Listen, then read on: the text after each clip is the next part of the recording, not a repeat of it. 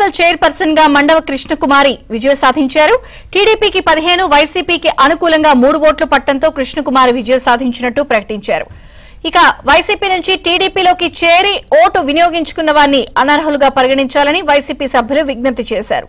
అయితే అది పార్టీ పరంగా చూసుకోవాలని, ఓటింగ్ కు సంబంధం లేదని ఎన్నికల అధికారి తేల్చి చెప్పారు.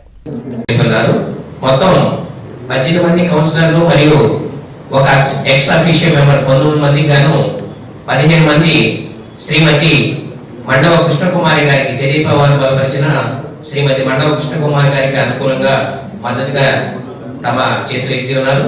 అలాగే వైఎస్ఆర్సీపీ పార్టీ తరఫున బీఫామ్ పొందిన శ్రీమతి ఓసు లక్ష్మి గారికి మద్దతుగా 3 కౌన్సిలర్లు తమ ఆమోదం తెలుపుతున్నారు.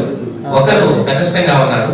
కావున ఎన్నికల నియమ నిబంధనల మేరకు అత్యధిక మంది కౌన్సిలర్ల ఆమోదం పొందిన శ్రీమతి మండవ కృష్ణకుమారి గారి ఈరోజు మరి అందరి ఆమోదంతో పైన అధిష్టానం కానీ, అదేవిధంగా మున్సిపల్ మినిస్టర్ నారాయణరావు గారి ఆమోదంతో కానీ, గౌరవ ముఖ్యమంత్రి చంద్రబాబు నాయుడు గారి ఆమోదంతో కానీ, డిప్యూటీ సీఎం పవన్ కళ్యాణ్ గారి ఆమోదంతో కానీ, లోకేష్ బాబు గారి ఆమోదంతో కానీ, మరి ఇక్కడ చుట్టుపక్కల ఉన్న కౌన్సిలర్స్ ఆమోదంతో ఈరోజు ఘన విజయంతో నందిగామ మున్సిపల్ చైర్మన్గా మండవ కృష్ణకుమారి గారు ఏకగ్రీవంగా ఎన్నికయ్యారు.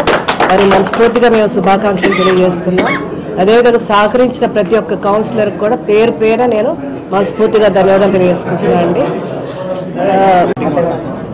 మేడం గారు నా మీద ఉంచిన బాధ్యతను సక్రమంగా నిర్వర్తిస్తారని, నా తోటి కౌన్సిలర్లందరూ సహకరించినందుకు వాళ్ళందరికీ ధన్యవాదాలు. సౌమ్య గారికి ధన్యవాదాలు చెప్తున్నాను. నందిగామ అభివృద్ధికి చాలా కృషి చేస్తామని